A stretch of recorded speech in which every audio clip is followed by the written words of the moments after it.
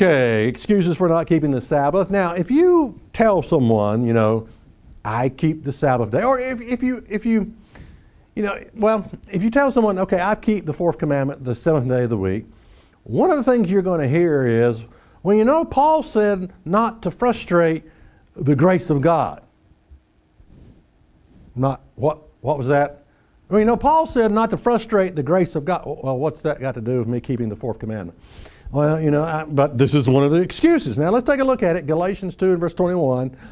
Paul said, I do not frustrate the grace of God, for if righteousness come by the law, then Christ is dead in vain. What they're accusing you of is works of the law because you keep the fourth commandment. They're saying you're trying to get salvation by works of the law. That's what they're saying by frustrating the grace of God. Now, let me ask you a question. If you are faithful to your wife, you are keeping the seventh commandment, by the way, if you do that. But if you're faithful to your wife, do you feel like you're frustrating the grace of God? If you don't steal from your employer, you are keeping the eighth commandment, by the way, if you do that. Do you feel like you're frustrating the grace of God if you do that? Now, let's go one step further. Do you feel like you're, by being faithful to your wife and not stealing, do you feel like you're trying to earn your salvation by doing that? Well, nonsense. Of course not. You're just doing it because it's the right thing to do. That's the reason you do it. You're not trying to earn anything. So when I keep the fourth commandment, it's the same story, buddy. I'm not trying to earn or salvation or anything like that. But by the way, it is the fourth commandment. You do know that, don't you? Exodus 20 and verse 9. Let's take a look at that. 6 days shall you labor and do all your work, but the seventh day is the Sabbath of the Lord, thy God. In it you shall not do any work. It is the fourth commandment. You know what really frustrates me, and I think it frustrates God also?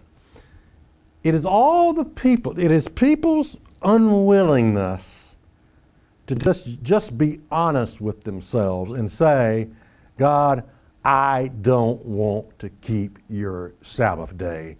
I don't want to do it. That is frustrating.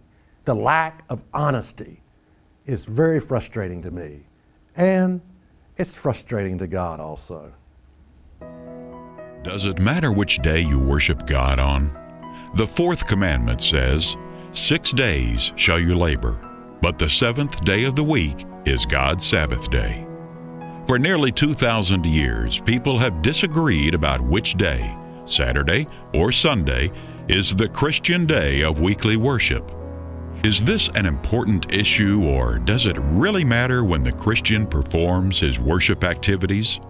The crux of the matter is simply this: who are you obeying when you present yourself before God to worship Him?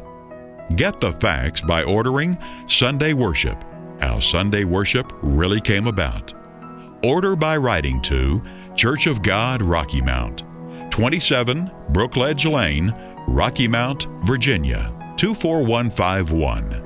That's Church of God, Rocky Mount, 27 Brookledge Lane, Rocky Mount, Virginia, 24151. Also, visit us on the web at isthatreallyinthebible.org.